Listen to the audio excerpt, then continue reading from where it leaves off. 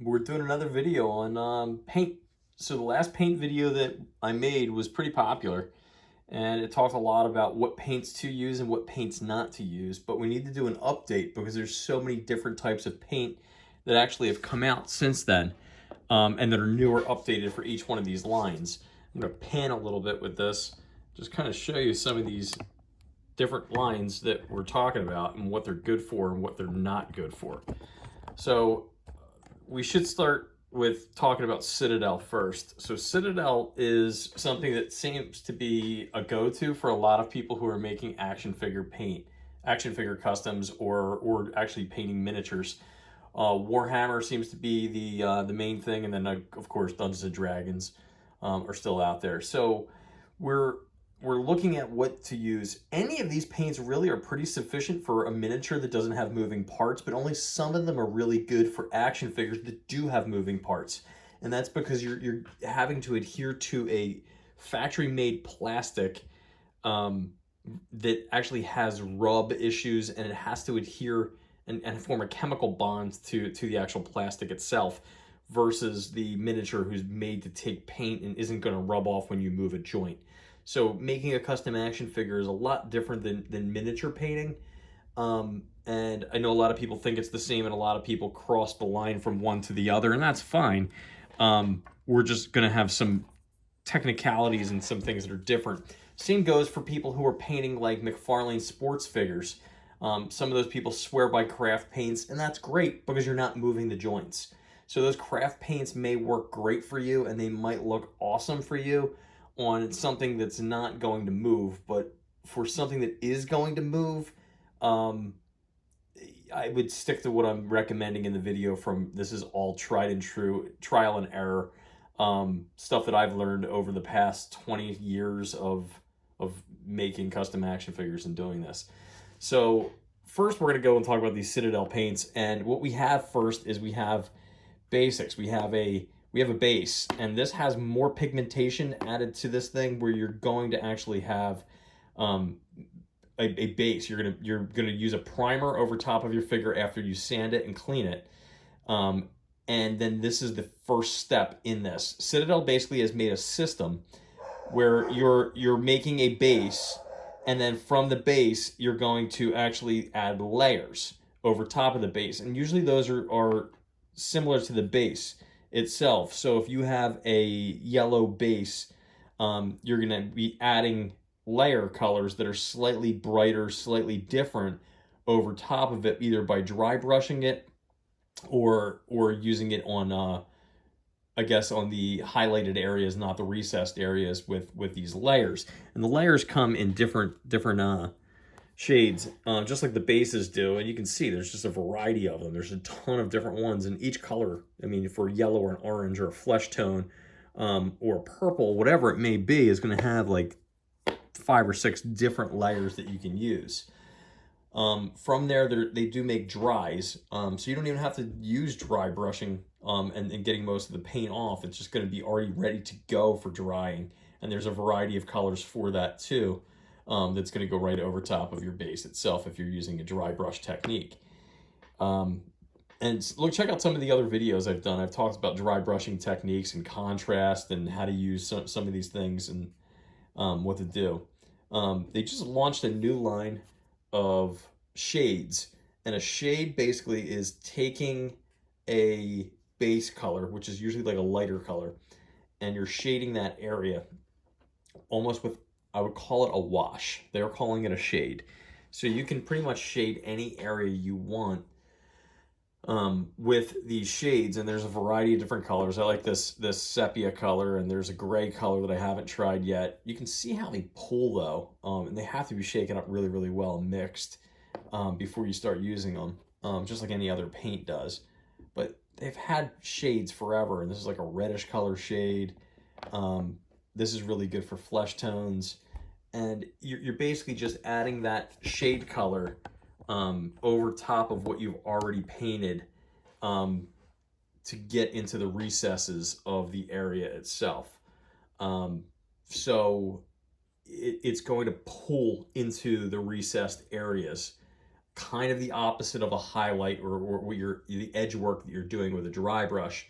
You want it to pull into those areas. So if you have let's say if you have a white sculpt, a white figure similar to this, and I wanted all of these recessed areas and these lines to pop and highlight more, and these divots to highlight and go more, I can add a black or a blue or even this sepia color to pull, and it will basically stick to this. Again, after I sand it and after I've painted it with a base color, it'll pull into those recessed areas, and it'll highlight the sculpt a whole lot better. Every sculpt has that, and we're talking about the difference between the chest and the pecs, where they meet the obliques, the abs, the bicep, the tricep areas here in the back. All of that stuff can get highlighted really, really well with a shade or a wash. There's technicals, and the technicals are all over the place. There are snow effect to debris effect, where you can add stuff. If you've seen my Goliath figure, the debris effect actually works really well for stone, and then painting over top of it after it's hardened and cured. This Tesseract glow is something I used recently on this chair. It's just an older technical, but still works great. They have a blue color one too, where it just leaves this creepy greenish color neon glow effect, which is really good. And this thing separates like crazy, because it took me forever to shake this thing up and get this actually to be a glowing effect. I use this one the most. It's Blood for the Blood God. People ask how I paint wet bloody paint. This is how. This stuff dries and still looks like wet blood. That is how I do blood effects on an action figure. It stays like a glossy reddish color, and the cool thing about it, you can see the spray effect it does by flicking. And I have a video on how to paint blood, so check that out. But yeah, you can see some of this blood spray, and then it smooths out and actually gets more pink and more smeared. I guess the difference between venous blood and arterial blood. It mimics blood very, very well, to the point that I think it looks like I've cut myself sometimes when I get it on my hand when I'm doing a spatter pattern. It's very messy, but very good to work with. And that pretty much sums up. Oh no, you know what? It does not. We have new contrast paints. There's a whole video I did on contrast paints, and I did contrast on this chair. There's a separate video on how to do contrast paints using that chair, and I have a whole video on how to do it on a large scale figure like the Incredible Hulk. These contrast paints are nice. They're basically just how to paint something pretty quick, and it layers up and actually leaves a lot more detail than just using regular stuff. I think a lot of people will like these new contrast. What it's doing is basically it's allowing you to paint a large group of figures or a large area in a shorter period of time, maximizing your effort on one thing. Let's go through some of these other ones. We'll move it over here to Tamiya. So I like Tamiya paint, but I use it primarily for metallics and clears. I like this a lot. This metallic blue is probably my favorite metallic blue. If you saw that Batman figure in the background while I was making the beginning of this video, that's what this is going to be for. These clears are great. It's a clear paint. It just goes over top. It's opaque. There's opaque paints for different lines also. But this is probably the best one that I've used. I love using a silver base, and then taking like a clear red or a clear yellow over top of it. I saw this first when Jin did it. Jin did Iron Man back in the day, using a black base, silver dry brushing, and then went over it with red and yellow, in the Iron Man colors, and it looked like it was metallic, and it was the coolest thing I think I ever saw at the time. So a lot of credit there to him for teaching me how to use these things. They smell like candy, but they're good paints. And they have a ton of different colors in the line, not just the clears and the metallics, but they have regular ones too. I just don't use them very often. I know there's artists out there, like Christina, who use Tamiya pretty regularly. I think that's the go-to for a lot of people. I love gunmetal. I think gunmetal is great. It is a darker silver. I think that's what I use for most of my metallics when I do stuff. I actually have a example of that here. You can kind of see this chair is gunmetal. This Black Panther throne. Eric, thanks for the Black Panther throne again. So shout out to you. If anyone wants to know where to get any of this stuff, let me know, and I will point you in the right direction. Just comment below, and I'll send you to that artist. So this is kind of how gunmetal looks on a 3D print. Shiny, and there's black throughout of it. So it looks pretty good. So I like the Tamiya paints. Golden is something that I bought in a craft store. It is more of an artist acrylic paint. It's not something I use very often. I'm trying to experiment with it and try to get used to it at this point. But it is high quality paint.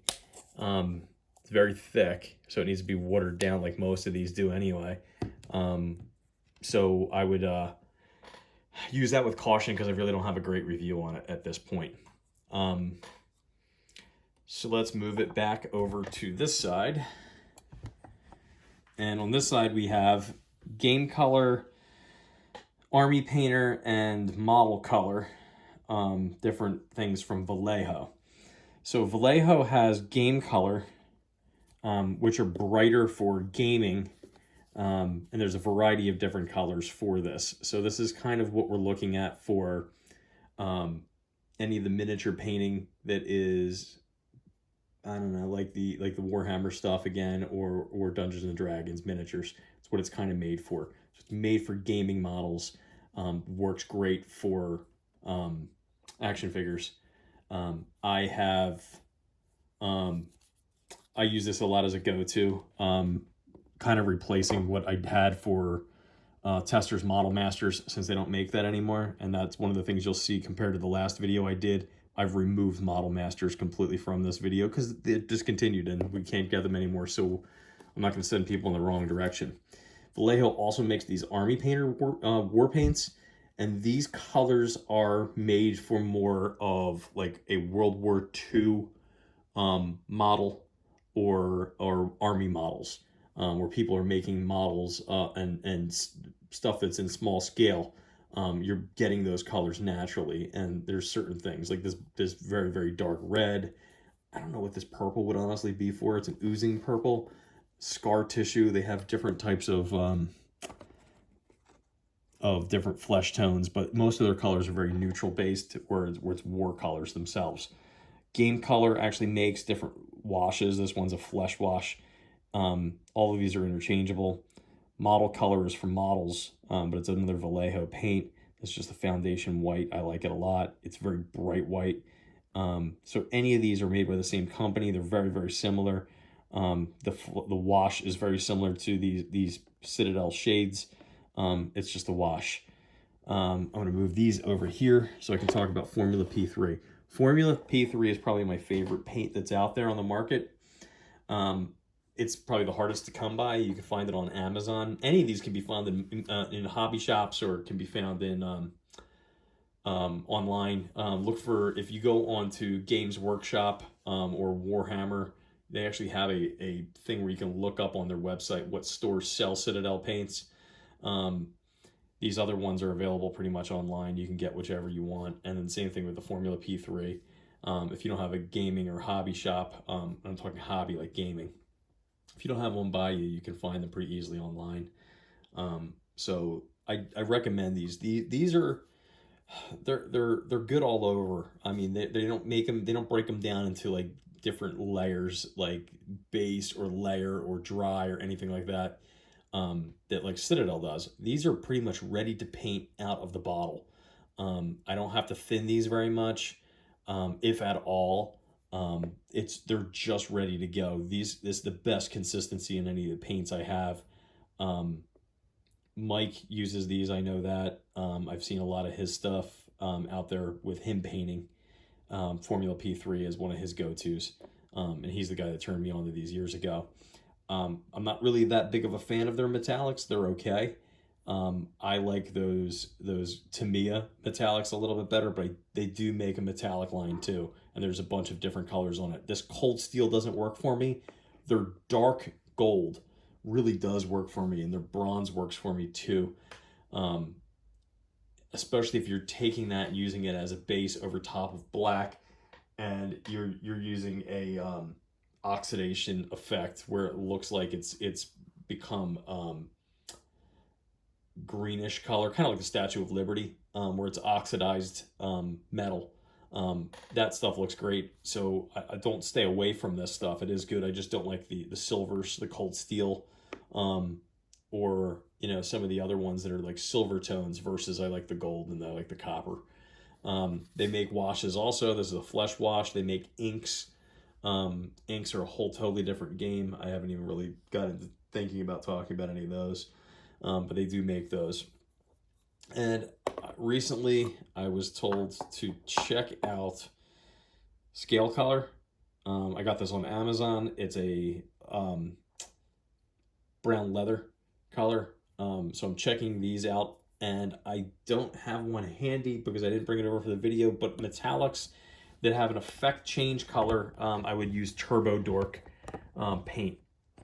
Now that I've said what we use for everything, I want to touch on what we use for primer. So Formula P3 makes their own primer. I use this one usually for black. I use this White Scar for white. I have two of these for some reason. I use Duplicolor Auto Vinyl and Fabric as my grays. So these are the three different types of primers I use on a regular basis. This is my go-to. You can get it in white, black, or gray. This is probably the best one for anything that you're doing with an acrylic paint. I would use those as much as possible. And then I have to bring it to the end and the conclusion of the video of why you should never use this. And why do I have that? It's fine for the base of something that you're making. If you're making a base, it's good for a base. The white works really good. That's why I have it. It's really, really good for if you're making foam and you're using foam insulation board, and you don't want to waste all of these expensive paints that are going to cost you anywhere between $3 to $8 a pop, depending on what technical you're using or what specialty item it is. These are fine for foam. These are fine for wood. These are fine for a base. These are not fine if you're painting moving parts. Again, if you're using it for McFarlane sports figures, cool, whatever. I can't argue more about this. I would never use this stuff. You can't convince people. This stuff flakes off. This stuff does not adhere to the plastic of an action figure correctly. These are, and Apple Barrel's the same. They're all the same type of stuff. These are made for decorative, it says it right here, all-purpose acrylic paint for decorative crafts and home decor. I don't see any decorative crafts or home decor here. I see action figures and models. So I am absolutely never going to paint an action figure with this paint and think I'm going to have the same effect as I am with all of this stuff I just showed you in the video. It will not bond correctly, regardless of how much you sand it, regardless of how much primer you put down, regardless of how much you seal it. It will flake off, especially what we call in comic book action figure land, we call it joint rub. And joint rub is basically, I'll use this figure again. Joint rub is this piece in here, let's use an elbow. this piece sticks up in the elbow, in the elbow joint. And when you move this, those pieces rub against each other because you have moving parts. What you're supposed to do is you're completely supposed to sand in this joint so that this disc goes underneath and moves, glides in and out without rubbing on one piece of the plastic to the other piece of the plastic. And you have to do it on these pieces too. That said, you're still going to get contact in some points here, where you're going to need to either seal it or you're going to need to use super glue. You need to sand things down pretty well. Moving things around and heavy play on something that's custom made is going to damage it. And it's going to destroy the art of the actual action figure itself if you're making custom figures. This is why it's safe with the miniatures, because there's not a lot of moving pieces here. You're not readjusting things. You're not moving an arm. You're not moving a weapon. You're not putting the weapon in and out of the hand, where the hand the paint can become damaged. Let's just say I have a open hand of an action figure that needs a gun, and I've painted it with this stuff. Even if I've sealed it, it's going to rub constantly on another contact, and that rubbing, this stuff cannot adhere, and will break down, and it will damage that, will damage the actual paint job of that figure to the point that it will flake off. Stay away from this stuff. I don't care what anybody else on the internet tells you. I don't care what anyone in this comment section tells you. This is not made for what you want it to be. Don't go cheap and buy $1 paint thinking it's going to be sufficient. It's not. You're going to have to spend some money in this hobby if you're going to do this. And I've given you a ton of different types of paint, and they're all just as good as the other one. Versus this stuff that is not. So if you're doing this and you're trying to paint something cheap, it's not going to work for you, and this is the wrong hobby for you. This is an expensive hobby. I've spent hundreds, maybe thousands on paint at this point. Sculpting materials, magnets, paintbrushes, Dremels, tools, airbrushes. And this is all hand brushing that we're talking about here. We're not even talking about airbrush stuff yet at this point. That'll be a totally different video. So all of this stuff, the parts, everything is going to cost you a ton of money. So if you're going to put the work in on this stuff, make it look good. Make it look worthwhile. Don't go cheap on something and expect it to have the results of something that cost more. These paints cost more money because they're high quality and they're made for this stuff. They're made to adhere to plastic models or 6-inch, 7-inch, 4-inch, 12-inch action figures.